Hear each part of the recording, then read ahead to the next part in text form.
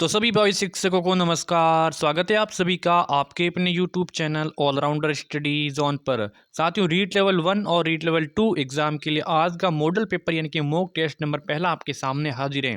इस mock test में हम बात करेंगे कि मनोविज्ञान के 30 मोस्ट इंपोर्टेंट प्रश्न, गणित शिक्षण विधियों के 20 मोस्ट इंपोर्टेंट प्रश्न, भाषा शिक्षण विधियों के 20 महत्वपूर्ण प्रश्न। भाषा शिक्षण विधियों में आपके हिंदी की हो सकती हैं, संस्कृत की हो सकती हैं, पर्यावरण की हो सकती हैं, किसी की भी हो सकती हैं। ठीक है। राजस्थान जी के आपके 30 मोस्ट इंपोर्टेंट प्रश्न। तो टोटल ये मिला के हम कम से कम 100 इंपोर्टेंट प्रश्न देखेंगे, जो काफ़ी इंपॉर्टेंट है आपके रीट लेवल 1 और रीट लेवल 2 एग्जाम के लिए। ठीक है। तो सबसे पहले हम शुरुआत करते हैं मनोविज्ञान के 30 मोस्ट इंपोर्टेंट क्वेश्चंस। अभी तक आपने चैनल को सब्सक्राइब नहीं किया, चैनल को सब्सक्राइब जरूर कर देना। तो चलिए क्लास की शुरुआत करते हैं। मनोविज्ञान का पहला प्रश्न आपके सामने की डी एनिमा रचना है। तो डी एनिमा रचना किसकी है? अरस्तू की है, सुकरात की है, स्किनर की है या फिर वुडवर्थ की है? बताइए साथियों, डी एनिमा ये रचना किसकी है? बताओ, बहुत इंपॉर्टेंट प्रश्न है। तो डी एनिमा किसकी है साथियों? अरस्तू की है। किसकी है? अरस्तू की है। जो भी ये ऑप्शंस बताना बिल्कुल आपको करेक्ट हो जाएगा। आपको एक भी प्रश्न है स्किप नहीं करना है, बहुत इंपॉर्टेंट है सभी क्वेश्चन एग्जाम की दृष्टि से। ठीक है। अगला प्रश्न आपके सामने ये है कि पेस्टोलॉजी के 3 पॉइंट एच के संपत्ति में एच का क्या अर्थ है? पेस्टोलॉजी जो 3 एच दिए थे ना, इसकी संपत्ति में एच का मतलब बताना है। हेड है, हार्ट है, हैंड है, हेड हार्ट हैंड, या फिर क्या हो जाएगा? उपरोक्त सभी। बताओ। तो यहाँ पे उपरोक्त सभी हो जाएगा। यहाँ पे क्या गया? पेस्टोलॉजी ने जो 3 एच दिए थे ना, ठीक है, इसका एच का मतलब क्या है? एच का मतलब होता है हेड होता है, हार्ट होता है और हैंड होता है। ठीक है, ये उपरोक्त तो सभी हो जाएंगे। अगला प्रश्न आपके सामने है साथियों, बिल्कुल अगला प्रश्न बहुत इंपॉर्टेंट है कि मनोविज्ञान का अतीत बहुत लंबा है। मनोविज्ञान का जो अतीत है बहुत लंबा है ये, परंतु इतिहास बहुत छोटा है। ये ऐसा किसने कहा था? ये परिभाषा किसने दी साथियों कि मनोविज्ञान का जो अतीत है ना वो बहुत लंबा है परंतु इतिहास बहुत छोटा है? बताइए, एबिंगहास, स्किनर, वुडवर्थ या फिर टीचनर? तो राइट ऑप्शन यहाँ पे हो जाएगा कौन सा? एबिंगहास। ये किसने कहा था? ये एबिंगहास ने कहा था। बहुत इंपॉर्टेंट है, बहुत इंपॉर्टेंट क्वेश्चन है। ठीक है। अगला प्रश्न आपके सामने साथियों, अगला क्वेश्चन ये है कि तत्परता तथा कार्य सीखने की गति में निम्नलिखित में से कौन सा यहाँ पे संबंध है? क्वेश्चंस क्या है? क्वेश्चंस है कि साथियों, तत्परता तथा कार्य सीखने की गति में निम्नलिखित में से कौन सा संबंध होता है? तो साथियों, तत्परता में क्या होता है? कार्य सीखने की गति और तत्परता के समानुपात होती हैं। बहुत इंपॉर्टेंट है। देखिए, तत्परता, कार्य सीखने की गति, निम्नलिखित में से यहाँ पे इनका जो संबंध है तो वो ये है कि जो कार्य कार्य सीखने की गति और तत्परता के समानुपात होते हैं। ठीक है, ये समानुपात होती है। डी आंसर आपका करेक्ट हो जाएगा। अगला प्रश्न आपके सामने साथ ये है कि जर्मनी के जो लिप्जिंग विश्वविद्यालय जहां प्रथम मनोवैज्ञानिक प्रयोगशाला जो कब हुई थी? 1879 में स्थापित की गई। वर्तमान में नाम क्या है इसका? बताओ। बहुत इंपॉर्टेंट प्रश्न है। जर्मनी के लिप्जिंग विश्वविद्यालय जहां प्रथम मनोवैज्ञानिक प्रयोगशाला 1879 में स्थापित की गई, उसका वर्तमान में नाम क्या है? कार्ल मार्क्स विश्वविद्यालय, हार्वर्ड विश्वविद्यालय, साइकोलॉजिकल इंस्टीट्यूट या फिर कोई नहीं? बहुत इंपॉर्टेंट क्वेश्चन है। तो इसका राइट ऑप्शंस की बात करें तो यहाँ पे हो जाएगा कार्ल मार्क्स विश्वविद्यालय। बहुत इंपॉर्टेंट, क्या नाम है इसका? कार्ल मार्क्स विश्वविद्यालय। ए ऑप्शन आपका करेक्ट हो जाएगा। अगला प्रश्न आपके सामने साथियों, बिल्कुल अगला है कि आत्मनिरीक्षण विधि के द्वारा किन की क्रियाओं का अध्ययन किया जाता है? आत्मनिरीक्षण विधि के द्वारा किन की क्रियाओं का निरीक्षण किया जाता है? तो किन की क्रियाओं को? बिल्कुल स्वयं की क्रियाओं का निरीक्षण किया जाता है। ऑप्शंस यहाँ पे बी बताने वाले सभी साथी करेक्ट। किन की? स्वयं की। ठीक है। प्रश्नोत्तर विधि के जनक साथियों बताओ। प्रश्नोत्तर विधि है, इनके जनक कौन है? प्रश्नोत्तर विधि के जनक माने जाते हैं तो मोंटेसरी है, मॉन्टेसरी, ठीक है, कॉल्डवेल कुक हैं, फ्रॉवेल हैं या फिर सुकरात है। प्रश्नोत्तर विधि के जनक बताओ। तो इनके जनक कौन हो जाएगा? बिल्कुल सुकरात हो जाएगा। यहाँ पे कौन हो जाएगा? सुकरात। ऑप्शन आपका डी हो जाएगा यहाँ पे करेक्ट आंसर। ठीक है। अगला है कि बाल केंद्रित शिक्षा किसकी देन है? बाल केंद्रित शिक्षा किसकी देन है? शिक्षा के राष्ट्रीयकरण की, सर्व शिक्षा अभियान की, शिक्षा मनोविज्ञान की या फिर उपरोक्त सभी की?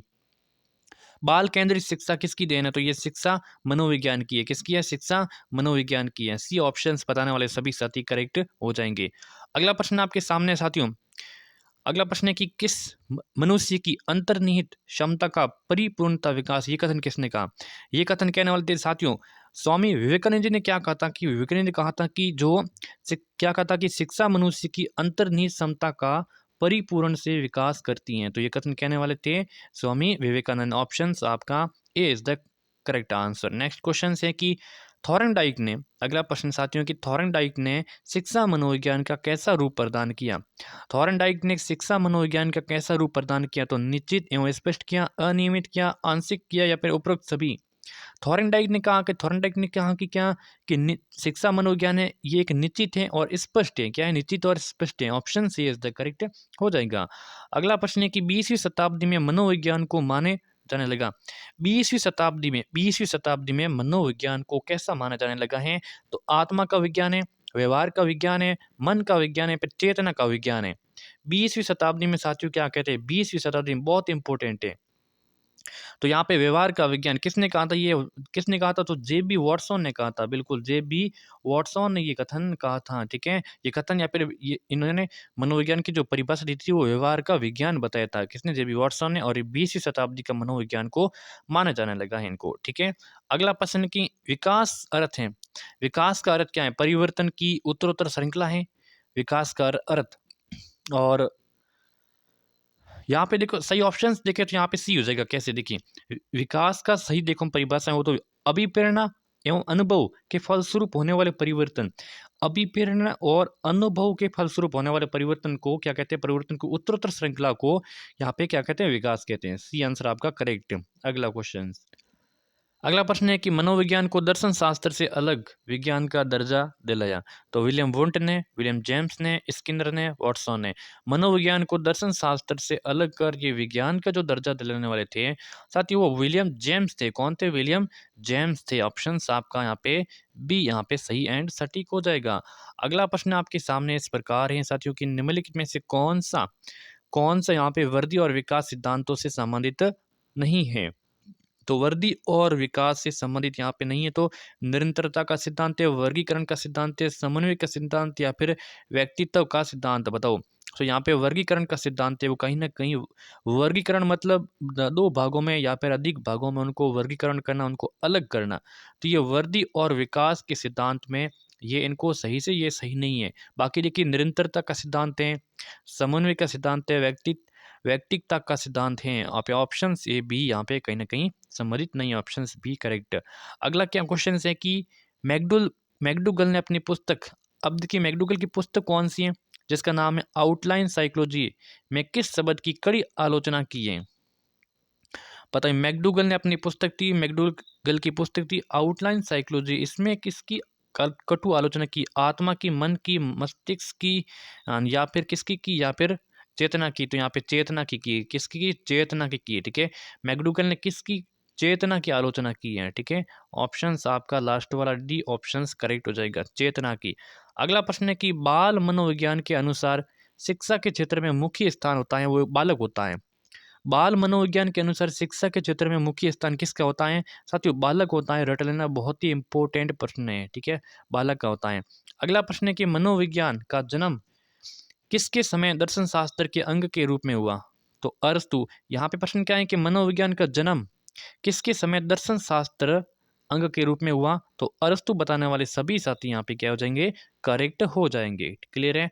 अगला क्वेश्चन आपके सामने है कि एक बच्चे की वृद्धि और विकास के अध्ययन की सर्वाधिक अच्छी विधि कौन सी है? बताओ, एक बच्चे की वृद्धि और विकास के अध्ययन की सर्वाधिक जो अच्छी विधि है तो वो कौन सी हो जाएगी? विकासीय विधि। कौन सी है? विकासीय विधि।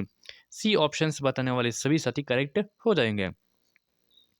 अगला प्रश्न आपके शिक्षा मनोविज्ञान का मुख्य तत्व क्या है? बताओ, शिक्षा मनोविज्ञान का मुख्य तत्व। तो शिक्षार्थी होता है, सीखने की प्रक्रिया होती है, अध्यापक होता है, या फिर सभी होते हैं। शिक्षा मनोविज्ञान के साथियों अगर मुख्य तत्वों की बात करें तो ये सभी होते हैं। शिक्षार्थी भी होता है, सीखने की प्रक्रिया भी होती है, अध्यापक भी होता है। डी ऑप्शन जो भी बता रहे हैं आपका सही हो जाएगा। अगला प्रश्न आपके सामने है हाँ, व्यक्तिक यहाँ पे व्यक्तिक विभिन्नता के मिलन के संबंध में एक अध्यापक की भूमिका कैसी होनी चाहिए? तो अध्यापक की भूमिका कैसी होनी चाहिए? तो व्यक्ति के दृष्टिकोण, अभिरुचि और योग्यता को जानने का प्रयास, व्यक्ति आधारित पाठ्यक्रमों को उनकी आवश्यकता के अनुसार जानने की कोशिश। ये आपका सी आंसर कौन सा हो जाएगा? करेक्ट। जैसे ए और बी यहाँ पे सही हो जाएगा। ठीक है, अगला प्रश्न अगला है कि सर्वप्रथम मनोविज्ञान को किस विषय के अध्ययनकर्ता के रूप में स्वीकार किया गया? सबसे पहले क्या किया? सबसे पहले तो आत्मा का कहा था। ठीक है, आत्मा का। ऑप्शन आपका बी हो जाएगा सही आंसर। सबसे पहले आत्मा का विज्ञान कहा था। ठीक है, निम्नलिखित में से कौन सा मूल्यांकन के त्रिकोण का भाग नहीं है? निम्नलिखित में से कौन सा मूल्यांकन के त्रिकोण का भाग नहीं है? तो शैक्षिक उद्देश्य मूल्यांकन, शिक्षण अनुभव और शिक्षण अधिगम अनुभव, यहाँ पे शिक्षण अनुभव हो जाएगा बिल्कुल आपका राइट ऑप्शन, शिक्षण अनुभव। ठीक है। अगला प्रश्न है कि निम्न में से कौन सी समस्या शिक्षा मनोविज्ञान के क्षेत्र में आती है? कौन सी समस्या शिक्षा मनोविज्ञान के क्षेत्र में आती है? तो शिक्षकों की अनुपस्थिति, विद्यालय में बच्चों का कम नामांकन, शिक्षा का गिरता स्तर या फिर शैक्षणिक पिछड़ापन। तो वो आता है शैक्षणिक पिछड़ापन। ठीक है, ऑप्शन डी आपका करेक्ट। यहाँ पे क्या है कि कौन सी समस्याएं जो शिक्षा मनोविज्ञान के क्षेत्र में आती हैं, तो यहाँ पे शैक्षणिक जो पिछड़ापन है ना, ये आती है। डी आंसर आपका करेक्ट हो जाएगा। ठीक है। अगला प्रश्न, अगला है कि यहाँ पे थॉर्नडाइक के व्यक्तित्व के वर्गीकरण का आधार क्या है? थॉर्नडाइक ने जो व्यक्तित्व का वर्गीकरण किया था, उनका जो मुख्य आधार की बात करें तो वो क्या हो जाएगा? तो उनका मुख्य आधार था कि चिंतन और कल्पना। क्या था?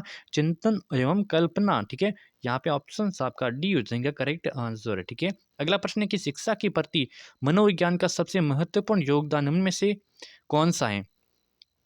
तो यहाँ पे शिक्षा के महत्वपूर्ण लक्ष्य को पता लगाना, व्यक्तिगत गुणों के आधार पर शिक्षार्थी को विभाजन करना। ठीक है। और सी एंड डी देख लेते हैं, मानव व्यवहार का ज्ञान प्रदान करना या फिर अध्यापक के द्वारा उचित शिक्षण विधियों को अपनाने में। तो यहाँ पे देखिए, अध्यापक के द्वारा जो उचित शिक्षण विधियां है ना, इन शिक्षण विधियों को अपनाने में सहायक होता है। तो सहायक होने पर क्या होता है? शिक्षा के प्रति सबसे महत्वपूर्ण योगदान होता है। ठीक है। तो ये अध्यापक जो अच्छी शिक्षण विधियों का यहाँ पे क्या करता है? उपयोग अपना लेते हैं, अपनाने से सहायता होती है। ठीक है। अगला है कि निम्न में से कौन को अधिगमकर्ता को अधिक स्वतंत्रता देता है? कौन देता है बताओ? तो सृजनशीलता देता है। सृजनशीलता साथियों, सृजनशीलता यानी कि रचनात्मकता। ठीक है, रचनात्मकता, ये अधिगमकर्ता को अधिक स्वतंत्रता देता है। डी आंसर बताने वाले सभी साथी करेक्ट हो जाएंगे। अगला प्रश्न है कि निम्न में से कौन सा विचार के अनुसार शिक्षा व्यक्ति की भीतरी शक्तियों को उभारने की प्रक्रिया है? तो ये पेस्टोलॉजी थी, पेस्टोलॉजी। ठीक है।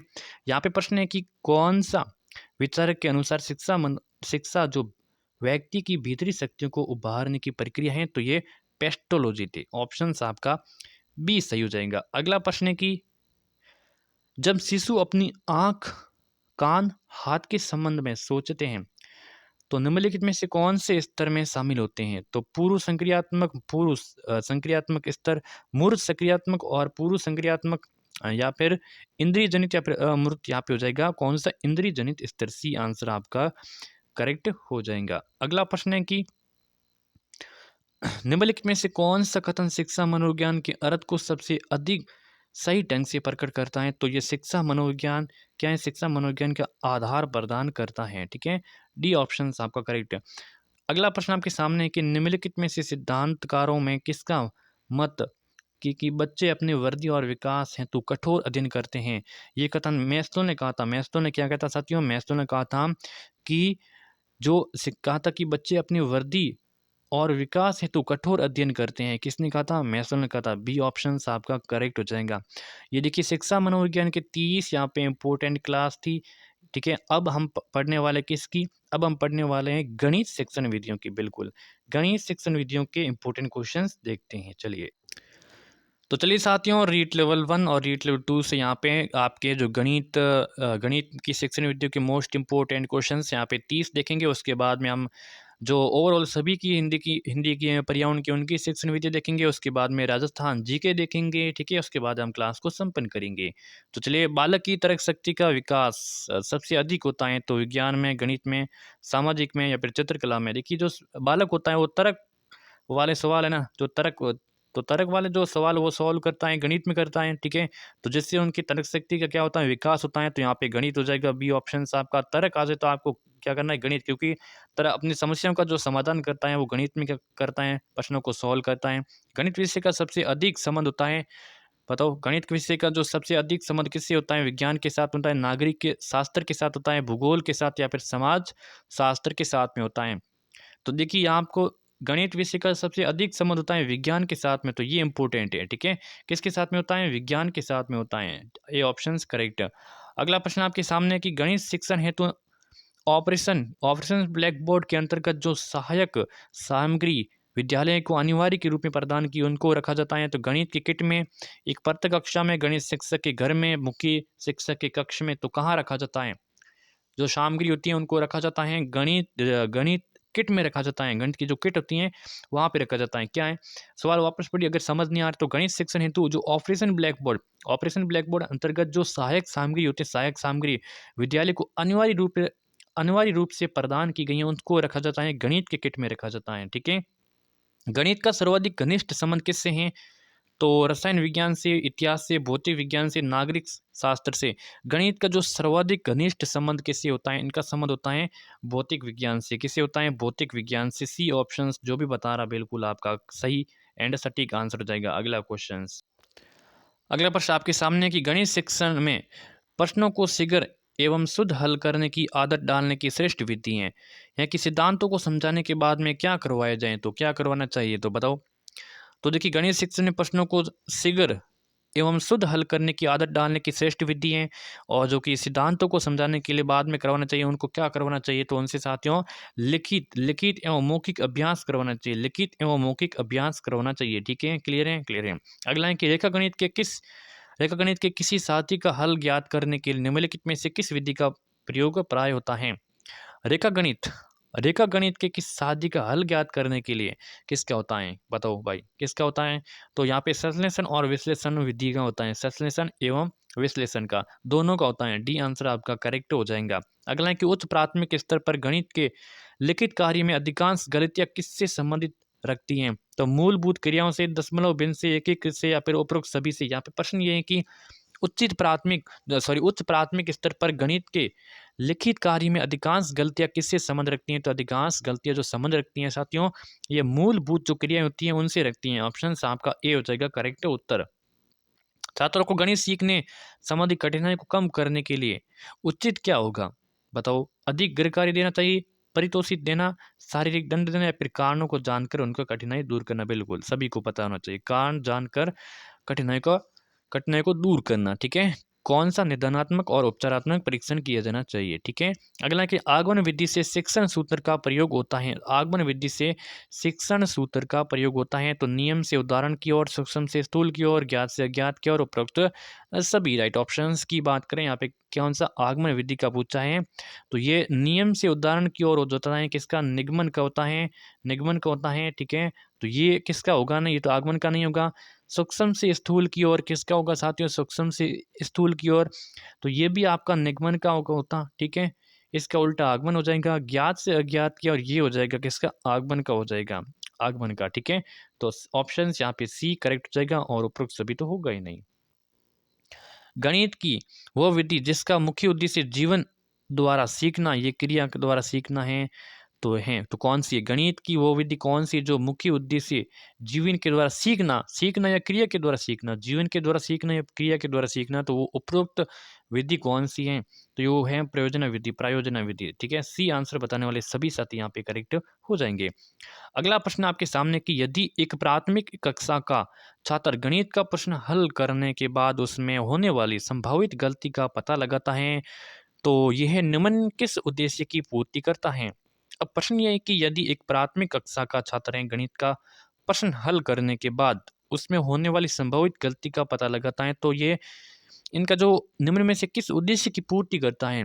तो किस उद्देश्य की पूर्ति करता है? तो ये अवबोध की, किसकी करता है? अवबोध की करता है। सी आंसर आपका करेक्ट है।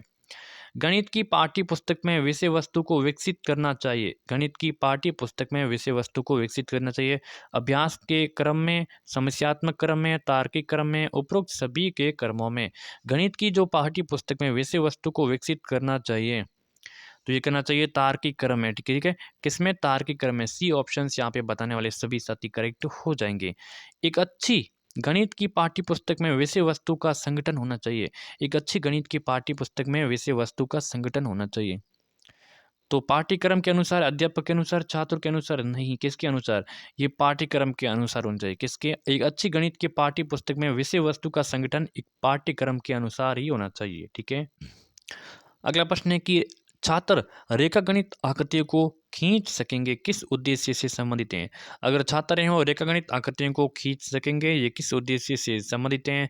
संज्ञानात्मक, भावात्मक, मनोक्रियात्मक, उपरोक्त सभी। छात्र रेखागणित आकृतियों को खींच सकेंगे, ये किस उद्देश्य से संबंधित हैं? तो ये है मनोक्रियात्मक, ठीक है, मनोक्रियात्मक। सी ऑप्शन आपका हो जाएगा यहाँ पे करेक्ट उत्तर। अगला प्रश्न है कि गणित में नैदानिक परीक्षण का उद्देश्य होता है। गणित में नैदानिक परीक्षण का क्या उद्देश्य होता है? गणित में नैदानिक परीक्षण का उद्देश्य क्या होता है? तो नैदानिक परीक्षण का उद्देश्य बताओ भाई, ऑप्शन आपके सामने है। तो यहाँ पे देखिए, बालकों के द्वारा की गई जो गलतियां होती हैं, कमजोरी होती है, उनका ज्ञान, पिछड़े बालकों की पहचान, अध्यापन, अध्ययन एवं अध्यापन प्रक्रिया में सुधार, बिल्कुल साथियों ये सभी हो जाएंगे।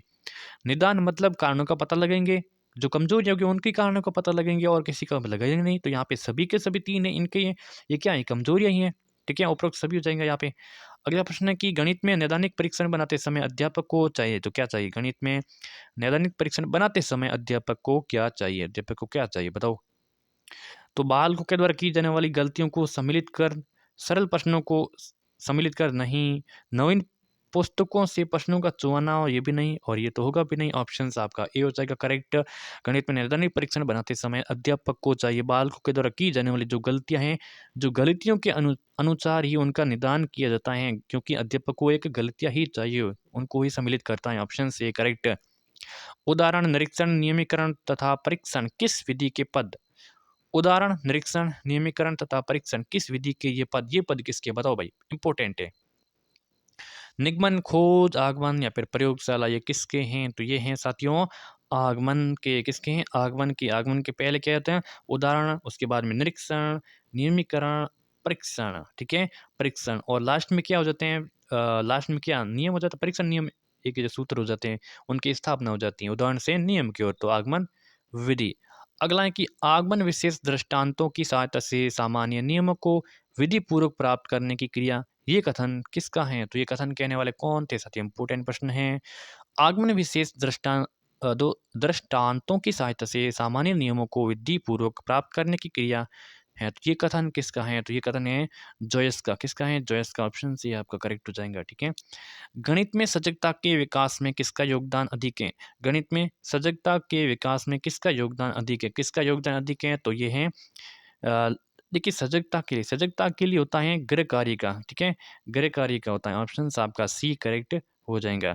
गणित की सर्वाधिक उपयोगी पुस्तक, गणित की सर्वाधिक उपयोगी पुस्तक में, अब उपयोगी पुस्तक में साथियों जो पर्याप्त मात्रा में हल किए गए उदाहरण तथा अभ्यास के लिए अधिक प्रश्न होते हैं, तो जो उपयोगी पुस्तक वही होगी जिसमें क्या होगा कि जिसमें पर्याप्त मात्रा में हल किए गए उदाहरण होंगे उसमें, और उसमें अभ्यास के लिए जो अधिक से अधिक क्या होंगे, प्रश्न होंगे, ठीक है।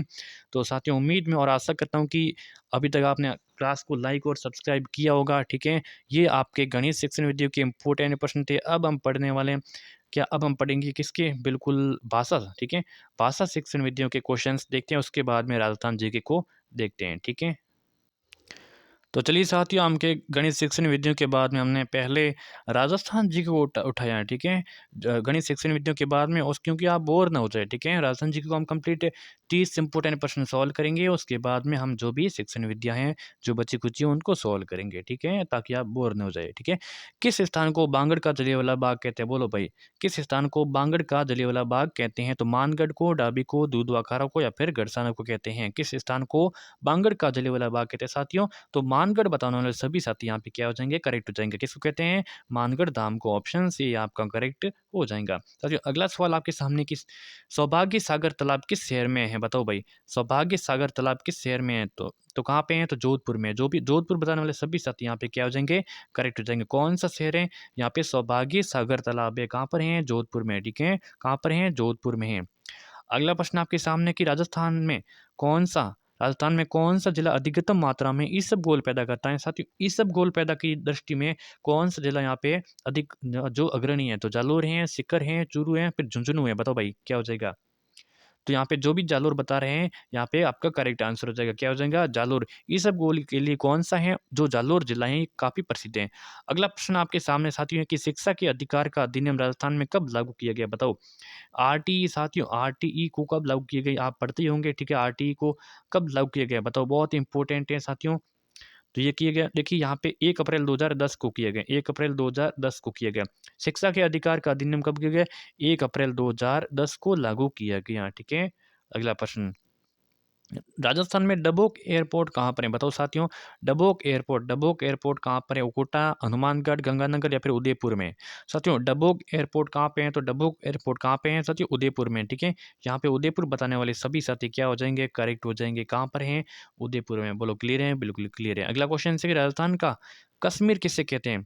बताओ राजस्थान का कश्मीर किसे कहते हैं? बहुत ही इंपॉर्टेंट प्रश्न है। राजस्थान का कश्मीर कहने वाले कौन सा? बताओ किसे कहते हैं? जालोर, सिरोही, उदयपुर या फिर राजसमंद। तो राजस्थान का यहाँ पे कश्मीर कहते हैं साथियों, उदयपुर को कहते हैं। किसको कहते हैं? उदयपुर को कहते हैं। उदयपुर को राजस्थान का कश्मीर कहते हैं साथियों। सी आंसर आपका करेक्ट हो जाएगा। अगला है कि राष्ट्रीय ऊंट अनुसंधान केंद्र बताओ। ऊंट अनुसंधान केंद्र अलवर है, तबीज अजमेर है, कोटा है या फिर जौहर, बीड़, बीकानेर है। तो यहाँ पे क्वेश्चन ये है कि राष्ट्रीय ऊंट अनुसंधान केंद्र की बात करें तो कहाँ पर है? ऊंट अनुसंधान बीकानेर बताने वाले, जौहर, बीड़, बीकानेर बताने वाले सभी साथी क्या हो जाएंगे? यहाँ पे राइट ऑप्शंस हो जाएंगे। ठीक है, चैनल को अभी तक सब्सक्राइब नहीं किया तो यूट्यूब चैनल को सब्सक्राइब करके नोटिफिकेशन प्रेस पे ऑल पे क्लिक कर लेना। ठीक है, जनगणना 2011 के अनुसार राजस्थान की जनसंख्या कितनी है? बताओ भाई। जनगणना 2011 के अनुसार राजस्थान की जनसंख्या कितनी है? तो 6.85 करोड़ है, 5.85 करोड़ है, 7.85 करोड़ है या फिर 4.85 करोड़ है। तो कितनी हो जाएंगे? तो ये हो जाएंगे आपके 6.85 करोड़। ऑप्शंस ये आपका करेक्ट हो जाएंगे। कितनी हो जाएंगी? 6.85 करोड़। ऑप्शंस ये करेक्ट हो जाएगा। अगला है कि बैंक ऑफ राजस्थान का विलय किस बैंक से किया? बताओ। बैंक ऑफ राजस्थान का विलय किस बैंक में किया? पीएनबी बैंक है, आईसीआईसीआई बैंक है, एसबीबीजे बैंक है या फिर एक्सिस बैंक में। तो ये किया गया किस बैंक में? बिल्कुल आईसीआईसी बैंक में। आईसीआईसीआई बैंक में। ऑप्शंस भी बताने वाले सभी साथी करेक्ट आंसर। शुष्क वन अनुसंधान संस्थान आपरी कहाँ पर है? सभी को पता होना चाहिए। बीकानेर है, जोधपुर है, चूरू या फिर जैसलमेर में। कहाँ पर है बताओ भाई। शुष्क वन अनुसंधान संस्थान आपरी इनका कहाँ पर है? तो ये कहाँ पर है बताओ? जोधपुर में। जोधपुर बताने वाले सभी साथी क्या हो जाएंगे? करेक्ट। कहाँ पर है शुष्क वन अनुसंधान संस्थान? ये जोधपुर में इसका है मुख्यालय। ठीक है, अगला प्रश्न है कि केंद्रीय भेड़ एवं ऊन अनुसंधान संस्थान की जो स्थापित हैं, केंद्रीय भेड़ एवं ऊन अनुसंधान संस्थान तो कहाँ पर है बताओ। ऑप्शन आपके सामने। तो अविका नगर टोंक में। कहाँ पर है? अविका नगर टोंक में है। डी आंसर जो भी बता रहे हैं यहाँ पे सही आंसर हो जाएगा। अगला प्रश्न है कि औरंगजेब के समय बाड़मेर में वीर दुर्गादास का निवास स्थल था। औरंगजेब के समय बाड़मेर में साथियों वीर दुर्गादास का निवास स्थल कौन सा था? तो जूना था, खेड़ था, कोटड़ा या फिर श्री रहत था। तो बाड़मेर में था कौन सा था? बिल्कुल यहाँ पे जूना था। कौन सा था? जूना। ऑप्शंस यहाँ पे ए बताने वाले सभी साथी करेक्ट हो जाएंगे। प्रश्न साथियों अगला है कि चौबी, चोपड़ा, फिरनी, गऊ घाट का संबंध है। चौबी, चोपड़ा, फिरनी, गऊ घाट का संबंध है। तो जोहड़े से, तालाब से, कुंड से या फिर कुएं से, ये क्या है बताओ। तो ये एक प्रकार के साथियों जोहड़े जोहड़े क्या है? जोहड़ा। ऑप्शंस ए आपका करेक्ट हो जाएगा। अगला प्रश्न है कि सम गांव जो पूर्णतः वनस्पति रहित हैं वो किस जिले में? सम जैसलमेर में। ठीक है, कहाँ पर है? जैसलमेर में सम है। सिंपल प्रश्न है, सम कहाँ है? जैसलमेर में है। इनके बारे में कुछ कहा जाए तो सम गांव है, ये पूर्णतः वनस्पति रहित है। ठीक है, वनस्पति बिल्कुल भी नहीं है, पूर्णतः वनस्पति रहित हैं। ठीक है, चलिए अगला प्रश्न है कि अदरक व हल्दी का सर्वाधिक उत्पादन वाला देश जिला कौन सा है? ठीक है, अदरक व हल्दी का सर्वाधिक उत्पादन वाला जिला, अदरक और उत्पादन के लिए कौन सा है? उदयपुर। अ से क्या हो जाएगा? अदरक और ऊ से ही हो जाएगा उदयपुर। ठीक है, हल्दी आपको याद रखना है, अदरक के साथ में हल्दी। ठीक है, डी आंसर आपका करेक्ट हो जाएगा। अगला प्रश्न है कि राज्य की नदियों का अधिकांश जल ग्रहण क्षेत्र है। राज्य की नदियों का अधिकांश जल ग्रहण क्षेत्र हैं। तो विंध्याचल पर्वत, हिंदू कोश पर्वत, हिमालय की श्रेणी या फिर अरावली पर्वत बताओ। तो ये हो जाएगा आपकी अरावली पर्वत। ठीक है, डी आंसर आपका करेक्ट हो जाएगा। अगला प्रश्न है कि राजस्थान में पंचायती राज का आगाज बताओ। पंचायती राज का आगाज 1957, 49, 59 या फिर 48 में। राजस्थान में पंचायती राज का आगाज की शुरुआत 1959 में हुई थी। 2 अक्टूबर 1959 में हुई थी। यहाँ पे सी ऑप्शंस बताने वाले सभी साथी सही हो जाएंगे। ठीक है, अगला क्वेश्चन आपके सामने साथियों है कि राइसेस राइसेस ठीक है मैं सहकारिता के सेक्शन वो प्रशिक्षण के लिए कब स्थापित किए गए? देखिए राइसेम, ठीक है सॉरी राइसेम राजस्थान जिसका फुल फॉर्म है राजधानी सहकारी शिक्षा और प्रबंध संस्थान जालाना डोंगरी जयपुर में। ठीक है, कहाँ पर हैं? जयपुर में, ठीक है। सहकारिता के शिक्षण व प्रशिक्षण के लिए कब स्थापित किए गए हैं? तो ये किए गए हैं अप्रैल 1994 में। कब? अप्रैल 1994 में। सी आंसर आपको करना है करेक्ट। अगला है कि रोहिणी वरुणा आदि किसमें ये किसमें ये किसकी है? कौन सी है? रोहिणी और करुणा वरुणा, ठीक है। आदि ये किसमें है? ये फसल किसकी है बताओ? ये किसमें किसकी फसल की है? तो ये है साथियों सरसों की है। किसकी है? सरसों की। वापस देखिए क्या है कि कौन सी है? रोहिणी और वरुणा है वो सरसों की, सरसों फसल की किस्में है, ठीक है। अगला है कि राज्य में रावत बाटा में स्थित परमाणु शक्ति गृह किस देश की सहायता से स्थापित किया गया है? तो अमेरिका से, कनाडा से, जापान से, जर्मनी से। बहुत ही इंपॉर्टेंट है। तो ये किसके? कनाडा की सहायता से। किसकी? कनाडा की सहायता से। ऑप्शंस भी बताने वाले सभी साथी सही आंसर हो जाएंगे। अगला है कि राजस्थान का 33वां जिला 2007 में बना किस संभाग में है? बताओ। राजस्थान का 33वां जिला 2007 में बना किस संभाग में है? कोटा, उदयपुर, अजमेर या फिर भरतपुर में।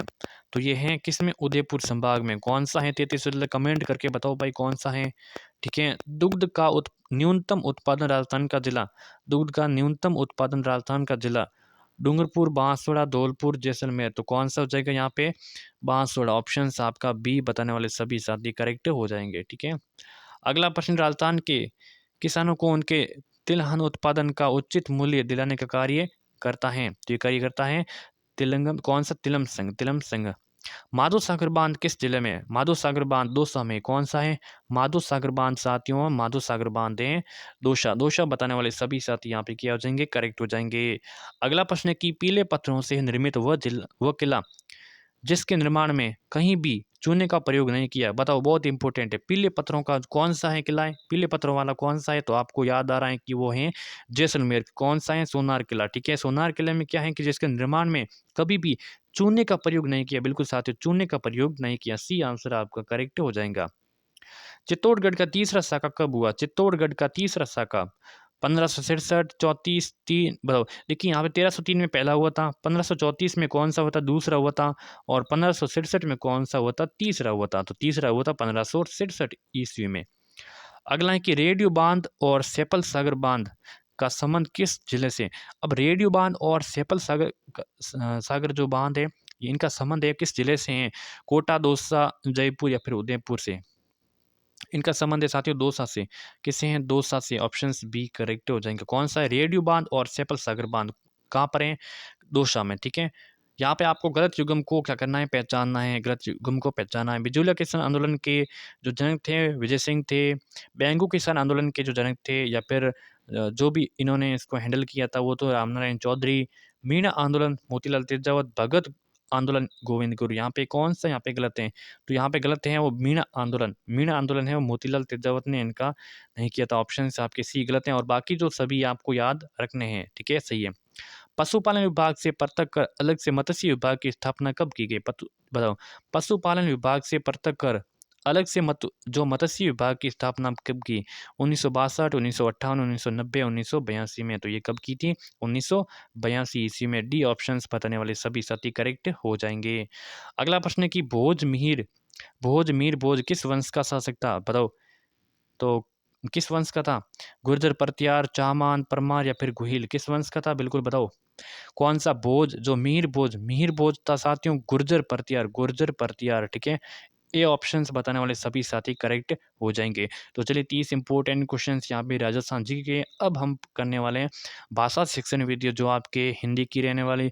ये मतलब मिक्स हैं, ठीक है। हिंदी हैं, ईवीएस हैं, ठीक है। जो भी आपकी संस्कृत वगैरह आती है, तो वो जो शिक्षण विधियाँ हैं वो सेम है। चलिए उनको स्टार्ट करते हैं। तो चलिए बताओ भाई, गद्य शिक्षण का मुख्य उद्देश्य क्या है? गद्य शिक्षण का मुख्य उद्देश्य, गद्य शिक्षण का मुख्य उद्देश्य क्या है? तो गद्य शिक्षण का मुख्य उद्देश्य है कि शब्द भंडार का विकास करना, शुद्ध शब्द उच्चारण, रचनात्मक शक्ति का विकास करना। तो उपरोक्त यहाँ पे सभी हो जाएंगे राइट ऑप्शंस। क्या हो जाएंगे? सभी ऑप्शंस यहाँ पे करेक्ट है, क्योंकि शब्द भंडार का विकास भी करता है, शुद्ध शब्द उच्चारण भी करता है, रचनात्मक शक्ति का विकास भी करता है। अगला है कि माध्यमिक स्तर पर गद्य शिक्षण की विधि प्रयुक्त करते हैं। तो अर्थबोध विधि में, व्याख्यान विधि में, प्रश्नोत्तर में या फिर उपरोक्त सभी में। माध्यमिक स्तर पर गद्य सेक्शन की विधि प्रयुक्त करते हैं? बताओ भाई क्या आंसर हो जाएगा। तो कौन सा आंसर हो जाएगा? बिल्कुल यहाँ पे प्रश्नोत्तर विधि में, ठीक है। माध्यमिक स्तर पर गद्य शिक्षण विधि प्रयुक्त करते हैं तो प्रश्नोत्तर विधि के तहत सी आंसर यहाँ पे करेक्ट आंसर हो जाएगा, ठीक है। व्याकरण शिक्षण की मुख्य विधि कौन सी है? व्याकरण शिक्षण की मुख्य विधि बताओ। तो व्याकरण शिक्षण की मुख्य विधि है कौन सी? आगमन और निगमन, ये दोनों है। आगमन और निगमन यहाँ पे दोनों है, तो ऑप्शन यहाँ पे सी में करेक्ट हो रहा है। गद्य शिक्षण की प्रभावशाली शिक्षण विधि प्रविधि कौन सी है? गद्य शिक्षण की प्रभावशाली शिक्षण प्रविधि व्याख्यान प्रविधि, स्पष्टीकरण प्रविधि, प्रत्यक्ष वस्तु प्रदर्शन या फिर कोई नहीं। गद्य शिक्षण की प्रभावशाली शिक्षण प्रविधि कौन सी है? तो आपकी हो जाएंगे स्पष्टीकरण प्रविधि। ऑप्शन आपका बी करेक्ट आंसर हो जाएगा। कविता होती है तो जहाँ जीवन एक है, जहाँ जीवन अनेक है, अनेकत्व में एकत्व या फिर उपरोक्त सभी बताओ। कविता होती है तो कविता होती है साथियों अनेकत्व में एकत्व, अनेकत्व में एकत्व, सी आंसर करेक्ट। कहानी का मुख्य रूप है आदर्शवाद है, यथार्थवाद है, उपरोक्त दोनों। कहानी का मुख्य रूप क्या है? कहानी का मुख्य रूप है आदर्शवाद भी है, यथार्थवाद भी है, सी आंसर में आपका करेक्ट हो रहा है। कहानी शिक्षण का उद्देश्य बताओ। कहानी शिक्षण का उद्देश्य स्वास्थ्य, मनोविद, स्मृति शक्ति का विकास, कल्पना शक्ति का विकास।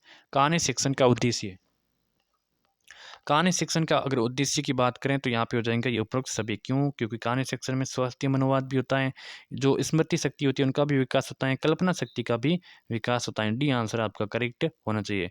कहानी और उपन्यास में समानता एक कौन सी है? कहानी और उपन्यास में समानता शैली की समानता है, कथानक की समानता है, और इन दोनों की समानता या फिर किसी की समानता नहीं है।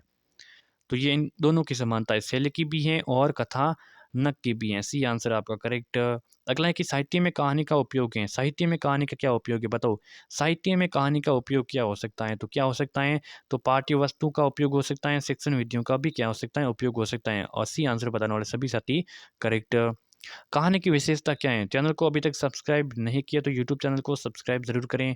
कहानी की विशेषता की बात करें तो ध्यान केंद्रित है, कल्पना शक्ति का विकास, चारित्र्य विकास, उपरोक्त सभी, बिल्कुल उपरोक्त सभी हो जाएंगे, ठीक है। अगला प्रश्न है कि उपन्यास की विशेषताएं बताओ। उपन्यास की विशेषताएं अनेक कथाएं, वृद्ध रूप में, जीवन का व्यापक रूप, या फिर उपरोक्त सभी। उपन्यास की विशेषता की बात करें तो यहाँ पे क्या हो जाएगा? बिल्कुल यहाँ पे उपरोक्त सभी हो जाएंगे, क्योंकि उपन्यास में अनेक कथाएं भी होती हैं, वृद्ध रूप होता है, रूप कैसा वृद्ध होता है, जीवन का व्यापक भी होता है। डी आंसर बताने वाले सभी साथी करेक्ट। अपने भाव या विचारों को कल्पना अभिव्यक्ति की जाती है। देखिए अपने भाव होते हैं, अपने विचार होते हैं, इनको मतलब अभिव्यक्त किया जाता है। तो अभिव्यक्त किस कौशल से हम करते हैं? मौखिक से, लिखित से, उपरोक्त दोनों से, या फिर किसी से नहीं करते हैं? तो देखिए साथियों यहाँ पे प्रश्न को समझिए। अपने जो भाव होते हैं, अपने विचार होते हैं, जो कलात्मक अभिव्यक्ति की जाती हैं, तो मौखिक रचना से, लिखित से, या फिर इन दोनों से करते हैं। तो साथियों यहाँ पे लिख कर करते हैं। कैसे? लिख कर करते हैं, ठीक है। हम लिख कर अपने भाव होते हैं, अपने विचार होते हैं, उनको क्या करते हैं? प्रकट करते हैं, उनको यहाँ पे लिखते हैं, तो लिख कर, ठीक है। ऑप्शन से आपके बी हो जाएगा करेक्ट आंसर, ठीक है। अगला प्रश्न, अब अगला है कि कहानी नाटक तथा कविता का रूप है। कहानी नाटक तथा कविता का रूप है, लिखित है, मौखिक है, उपरोक्त दोनों। कहानी नाटक तथा कविता का रूप कैसा है? तो इनका रूप कैसा है? तो इनका रूप है मौखिक रचनाएं। किस प्रकार है? मौखिक रचना का रूप है। ऑप्शन यहाँ पे बी करेक्ट हो जाएंगे। लिखित रचना से शिक्षण किया जाता है, तो लिखित रचना से शिक्षण किया जाता है। भावों की अभिव्यक्ति, कलात्मक अभिव्यक्ति, विचारों की अभिव्यक्ति, उपरोक्त सभी का लिखित रचना से शिक्षण किया जाता है। तो लिखित रचना से शिक्षण किसका किया जाता है? बहुत ही इंपॉर्टेंट है। तो साथ ही ये कलात्मक अभिव्यक्ति का कीजिए, कलात्मक अभिव्यक्ति का, ठीक है। तो यहाँ भी हमने पढ़ा था लिखित वाला, तो इनका संबंध है कलात्मक। देखिए पिछले क्वेश्चंस में जो पढ़ा था हमने कि अपने भाव को जो प्रकट करते हैं, विचारों को, भावों को प्रकट करते हैं, अभिव्यक्त करते हैं, तो वहाँ उसमें क्या पूछा? उसमें कलात्मक पूछा था, इसीलिए यहाँ पे लिखित हो गया। अगर कलात्मक न आता तो हम लिखित और मौखिक दोनों करते हैं। लिखित और मौखिक वैसे दोनों भी होता है, दोनों होता है, लेकिन यहाँ पे एक कलात्मक पूछा है, इसीलिए यहाँ पे लिखित स्पेशल हो गया, ठीक है। चलिए अगला है कि द्वितीय भाषा शिक्षण में महत्व देते हैं। तो द्वितीय भाषा शिक्षण में बोलने पर, सुनने पर, दोनों पर द्वितीय भाषा शिक्षण में किसको महत्व देते हैं? तो द्वितीय भाषा शिक्षण में यहाँ पे बोलने पर देती हैं और सुनने पर देते हैं। किस पर? बोलने और सुनने पर, सी आंसर आपका करेक्ट है। द्वितीय भाषा शिक्षण की आवश्यकता है राजनीतिक दृष्टि से, आर्थिक दृष्टि से, सांस्कृतिक दृष्टि से। द्वितीय भाषा शिक्षण की आवश्यकता कहाँ पर है? तो इन सभी में आवश्यकता है कहाँ पर इन सभी में ऑप्शन से आपके डी करेक्ट। द्वितीय भाषा शिक्षण का नियम क्या है? अभ्यास करना, ध्वनियों का बोध, शुद्ध उच्चारण, उपरोक्त सभी। द्वितीय भाषा शिक्षण का नियम क्या है बताओ?